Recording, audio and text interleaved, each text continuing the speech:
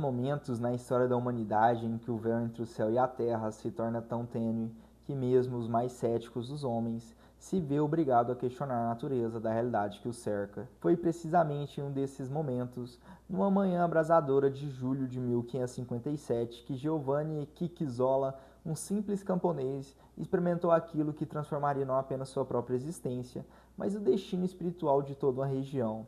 Imagine a figura deste homem humilde, curvado pelo peso dos anos e pelo fardo do trabalho árduo, caminhando pela trilha serpenteante que conduzia de Gênova de volta à sua aldeia. O sol mediterrâneo castigava impiedosamente a terra ressecada, e cada passo representava um esforço hércule contra a exaustão. Era o segundo dia de julho, e Giovanni retornava do mercado, carregando consigo não apenas os poucos trocados de suas vendas, mas também o peso existencial daqueles que vivem à margem da história, invisíveis aos olhos dos poderosos, conhecidos apenas por Deus. Ao alcançar as propriedades arborizadas da família Della Torre, naquela região que os locais conheciam como Monte da Morte, denominação sinistra que invocava os incontáveis assaltos de bandidos, Giovanni sentiu suas forças se esvaírem completamente. Foi então que se dirigiu a um afloramento rochoso, buscando a sombra salvadora, mas eis que no exato momento em que seus olhos se fechavam em busca do repouso, uma luz de intensidade indescritível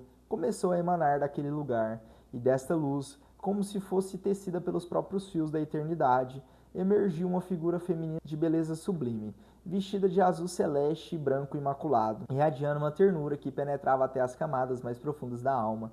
A Santíssima Virgem Maria dirigiu-se ao camponês atônito: "Não temas, Giovanni, eu sou a mãe de Deus. Eu te escolhi para ser o mensageiro da minha vontade maternal." Que abismo de significado se esconde nessas palavras. Aqui estava um homem que a sociedade considerava insignificante, sendo escolhido pela própria Rainha dos Céus como instrumento de sua misericórdia. Não é esta a mais profunda revelação sobre a natureza do amor divino?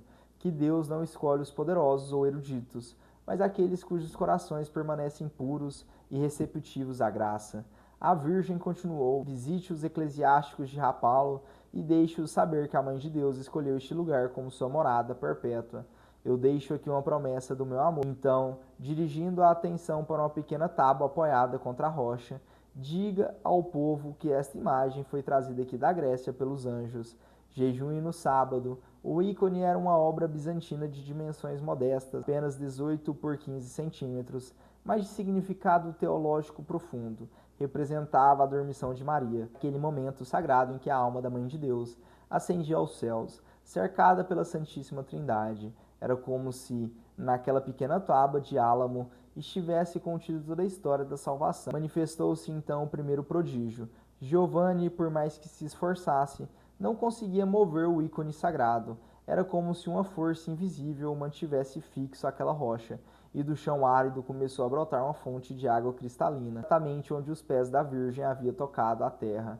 Quando Giovanni desceu à vila para relatar o ocorrido, deparou-se com aquela reação tão característica da natureza humana diante do sobrenatural: incredulidade, misturada com medo, ceticismo combatendo com a esperança secreta de que o impossível pudesse ser possível. Os habitantes de Rapallo, absorvidos pelos conflitos entre guelfos e gibelinos, inicialmente descartaram suas palavras como delírios, mas a persistência de Giovanni acabou por convencer o pároco local a acompanhá-lo, e lá encontraram não apenas o ícone sagrado e a fonte milagrosa, mas a confirmação de que algo extraordinário havia ocorrido. O pároco conseguiu erguer o ícone e o levou em procissão até a igreja paroquial, mas na manhã seguinte, para espanto de todos, o ícone havia desaparecido, sendo encontrado novamente na rocha original.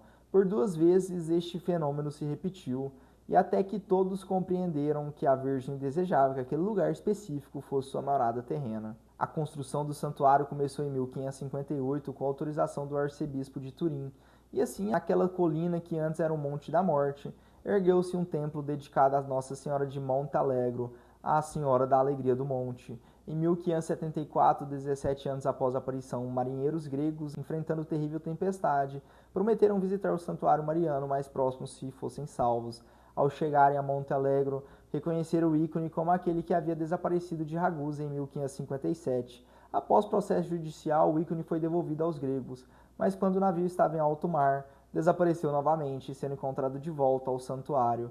Era como se a própria Virgem declarasse ter escolhido definitivamente aquele lugar. Ao longo dos séculos, Nossa Senhora de Monte Alegro demonstrou repetidas vezes sua proteção maternal. Durante as epidemias de peste de 1579, 1590 e 1630, dizimaram populações inteiras. Rapalo permaneceu miraculosamente preservada. Diante da epidemia de cólera em 1835, o mesmo aconteceu. E durante os bombardeios da Segunda Guerra Mundial, quando cidades vizinhas foram reduzidas a escombros, Rapalo experimentou proteção sobrenatural. Hoje, 4 séculos e meio depois, o santuário continua sendo farol de esperança para incontáveis peregrinos que sobem os 612 metros de altitude em busca de consolação. As paredes estão cobertas por milhares de ex-votos, testemunhos eloquentes de orações, atendimentos e milagres concedidos. Contemplando a história extraordinária, somos levados a refletir sobre os mistérios da providência divina, como o encontro entre um camponês exausto e a rainha dos céus gerou séculos de devoção. Como um pequeno ícone bizantino se tornou o centro de devoção que transcende fronteiras. A resposta está na simplicidade que caracterizou aquela aparição.